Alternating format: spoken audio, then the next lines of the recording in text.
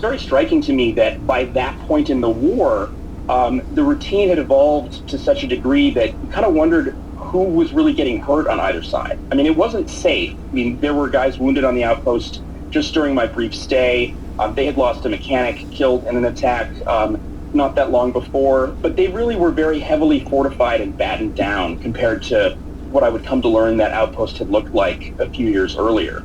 And by the same token, the enemy up in the hills, they've been at this a long time. They know exactly how many minutes and how many seconds it's going to be before the mortar shells start falling, and then the howitzer shells, and then the JDAM, bombs.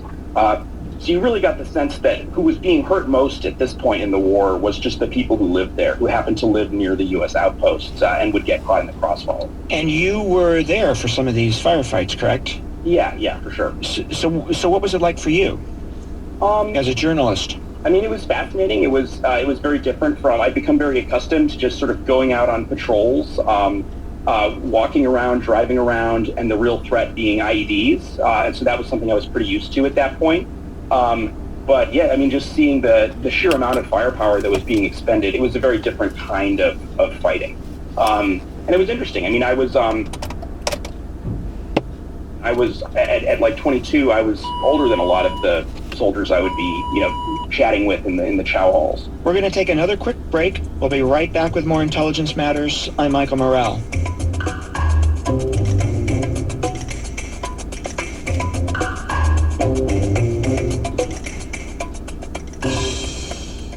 Auto Install Manager at Car Toys. We're cooking up the hottest deals on top-brand car audio gear for the Car Toys Memorial Day sale going on now. Our highly trained and certified installers can even customize your ride. Plus, every install is protected by a lifetime installation guarantee. Drop by one of our 48 locations or shop online at cartoys.com. The Car Toys Memorial Day sale ends soon. Save big on amps, speakers, subs, radar, remote start, and marine gear. Plus, interior or exterior detailing packages starting at $99. Car Toys, a better way to go. It's G. Scott here with some important news on getting your COVID-19 vaccination. Walk-in vaccinations are now available at 170 Safeway and Albertsons pharmacies across Washington state. Just head down to your neighborhood store's pharmacy and ask for the vaccine. No appointment is necessary. Safeway and Albertsons pharmacies are currently offering the Johnson & Johnson and Moderna to everyone 18 plus and Pfizer vaccine to those 12 and over. If you just need the second dose, contact your local pharmacy. They can schedule you at the pharmacy with the same vaccine as the first. If the recommended time between doses has lapsed, it is still advised and very beneficial to receive the second dose. Safeway and Albertsons is also giving everyone that stops by one of their pharmacies a coupon that's good for 10% off everything in your cart on the next shopping trip. To recap, you can either schedule an appointment or walk in to any Safeway and Albertsons pharmacy to receive your vaccination. Visit Safeway.com/pharmacy. Look, staying healthy isn't easy. Watching your diet, hitting the gym, avoiding stress.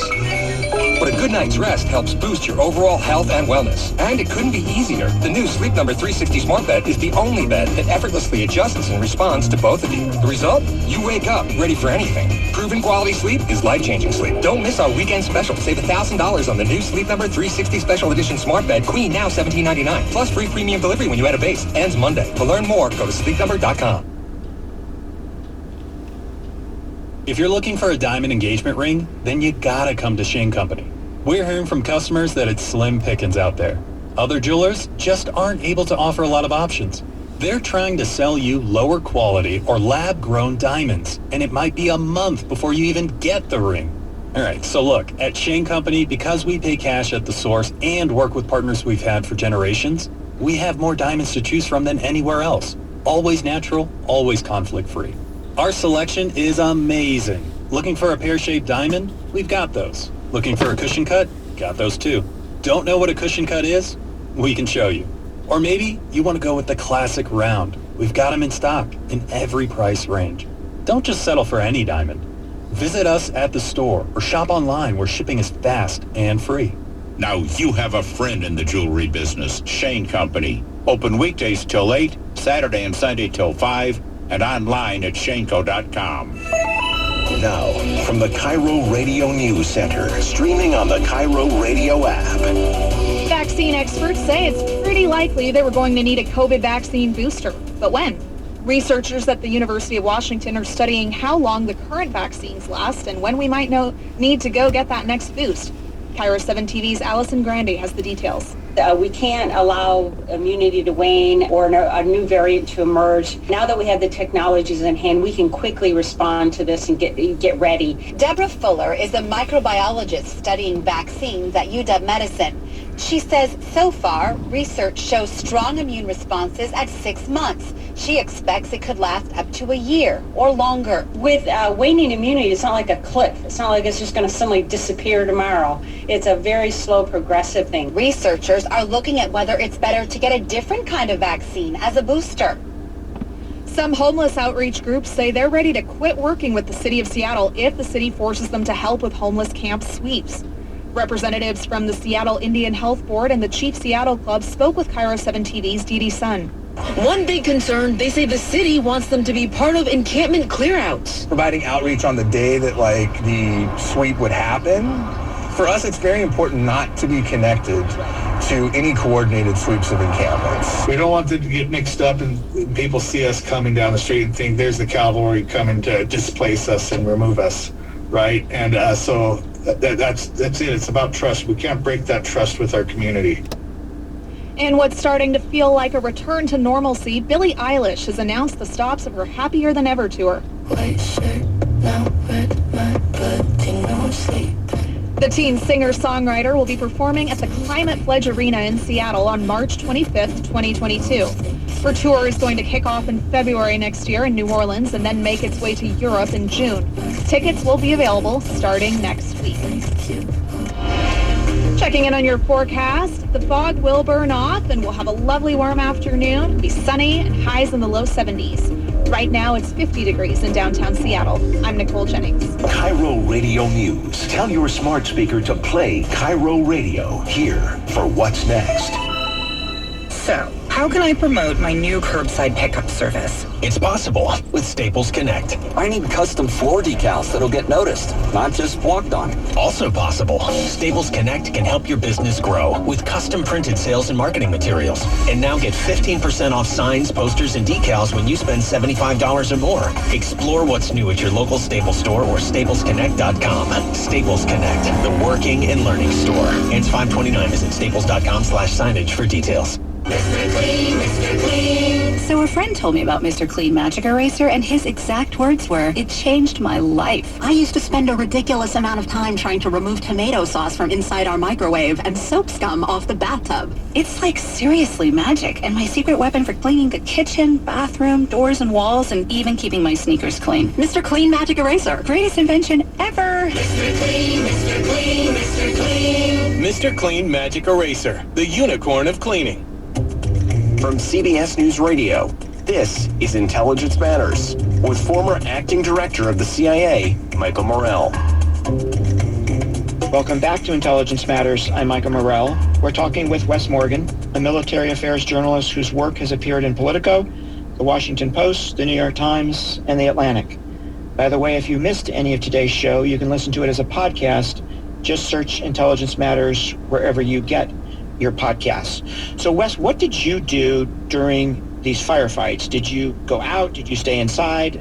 How did that work? I would usually attach myself to some leader, often a senior non-commissioned officer like a platoon sergeant or first sergeant, and just follow him around to see what he did. Because this is a guy who would kind of be in a position of looking out for his troops, seeing what's going on all over the place, and who was very competent and knew what he was doing, and would not be sort of fazed by my presence or afraid to tell me, like, go over there if he needed me to. And then can you kind of walk us through, Wes, what happened there on July 13th, 2008? Yeah, so July 13th, 2008 is one of the blackest days of the story of the U.S. war in Kunar and Nuristan. It's the day of the Battle of Want, or Wanat, as American troops kind of learned to mispronounce it based on the maps that they had. Want is a little village in the Waigal Valley on the valley floor. It's the seat of the district. And over the course of 2007 and early 2008, the U.S. troops had actually been paring back their presence in the Waigal Valley. They had closed a couple of very, very remote outposts way up in the mountains that commanders felt like they were playing with fire just being there. There have been a couple of really close calls at some of these outposts. There was an outpost called the Ranch House up in the mountains near the town of Arans that in a huge enemy assault, insurgents had gotten inside the wire, and it was just kind of a miracle that nobody died on the U.S. side. So commanders wanted out of that.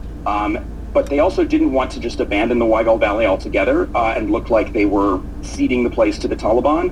So kind of the compromise solution that the battalion commander at the time in the valley, Colonel Bill Ostland, hit on was we're going to pull farther down the valley and build a new outpost in a place that we can reach more easily by road rather than just by helicopter at the district center Want. But just as within days of U.S. forces arriving in Want and starting to construct their outposts, just digging holes and stringing concertina wire and so on, they get slammed in a similar massed attack to the one that had happened at the Ranch House a few months earlier.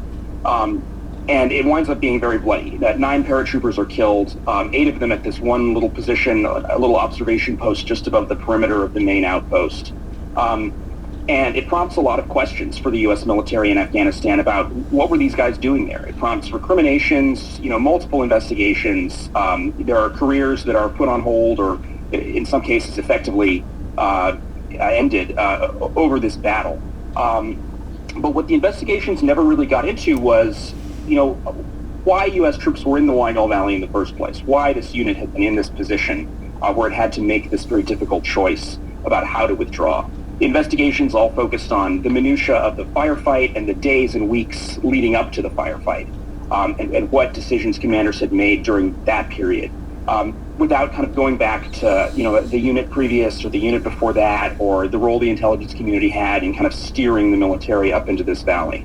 So that was the lens that I sort of tried to approach the Battle of Want from, was how did this happen? Yeah. One of the things that I found really fascinating was what happened to the civilians. You've kind of mentioned that already, but how their views of the United States changed over the course of our presence there. Can you talk about that? Yeah.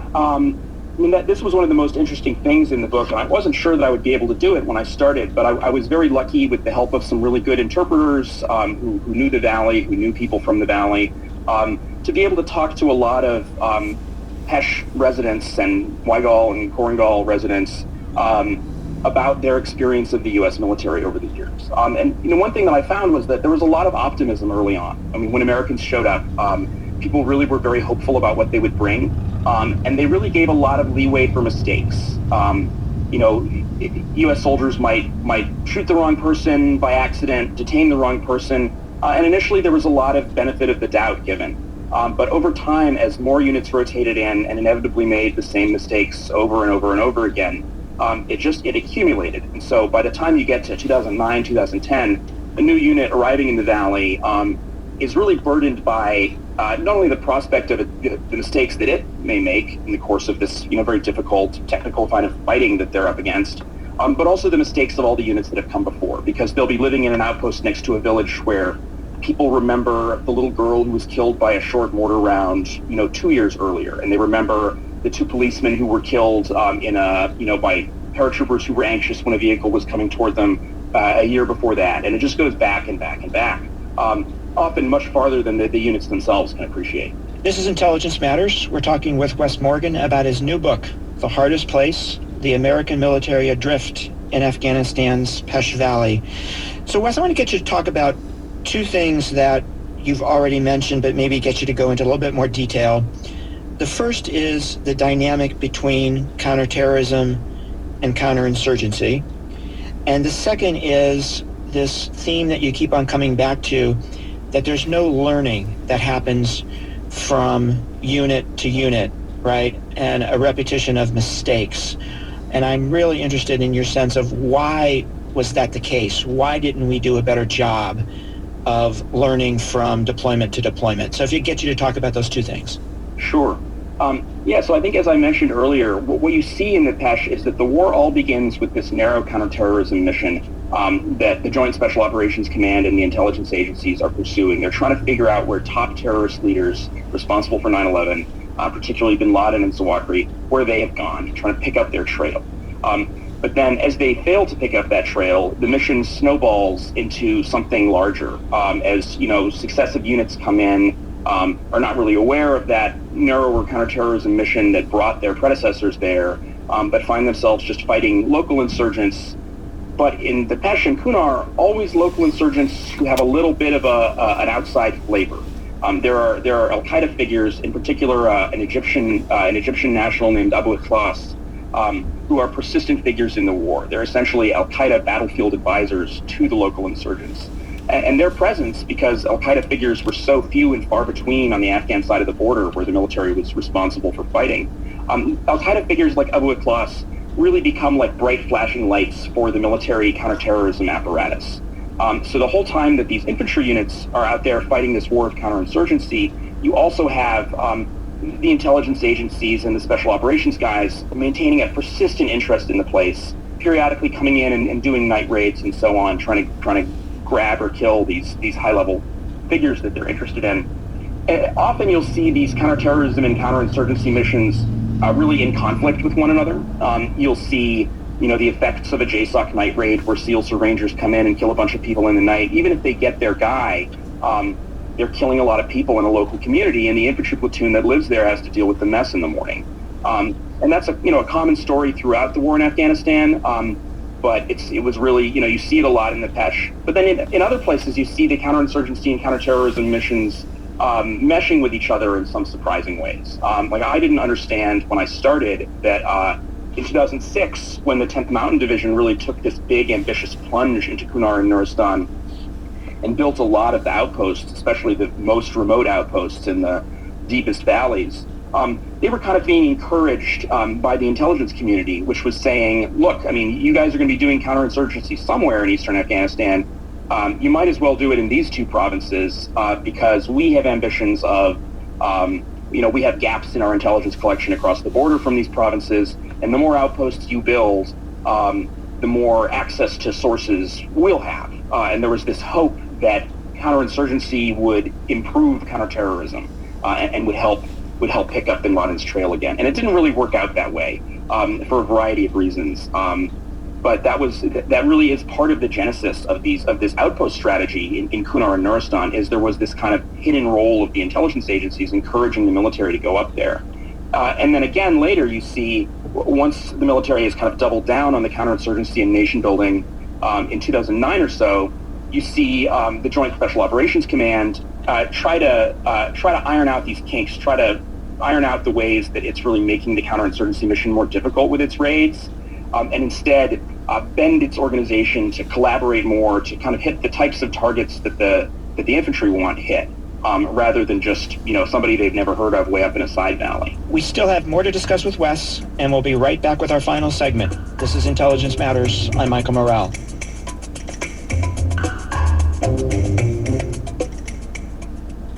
Panera favorites are hot and ready to serve for dinner. Taste our creamy mac and cheese served in a crispy bread bowl. Or the classic bacon turkey Bravo featuring our signature sauce. How about our new mouth-watering Chipotle chicken and bacon flatbread pizza? These and other favorites are waiting for you. Order dinner tonight for delivery or pickup. Only at Panera. Availability and pricing may vary. At CDW, we get that even the biggest jobs need to fit on your lap. It's true. My entire workday happens right here on my lap. And you can get it done faster with the performance and security of a device configured by CDW and powered by the Built for Business Intel vPro platform. Nice. Are you done yet, Mommy? More time for story time. An even better use of your lap. IT orchestration by CDW. People who get it. Find out more at cdw.com/Intel client. Gotta finish this today. Cristiano's construction projects typically run smoothly, but this project's pipeline is about to burst. Yo, boss, where do you want us to put this? To the left. Your other left. John. Indeed can help him hire the people he needs. I need Indeed. Indeed you do.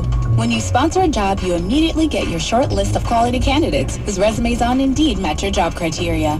Visit Indeed.com/credit and get $75 towards your first sponsored job. Terms and conditions apply. After months of waiting, it's finally time. COVID-19 vaccines are now available to everyone 16 and older. It's our chance to join together and help end this pandemic. Over 1,000 locations will be providing vaccines, and the supply will keep growing, so please be patient. To find and schedule your appointment, visit vaccinelocator.doh.wa.gov. A message from the Washington State Department of Health. Oh, I love family road trips. Wind in my ears, fruits in my mouth, and peace of mind knowing Les Schwab did our tires, brakes, and alignment. Like Les Schwab, my family's safety is my first priority. Save up to $200 when you bundle select tires, brakes, and shocks. And as always, get a free pre-trip safety check. Les Schwab Tires. Limited time offer while supplies last. Discount applies to a set of 4 select tires and depends on tire size and type. Cannot combine with other offers. Details at leschwab.com/sale.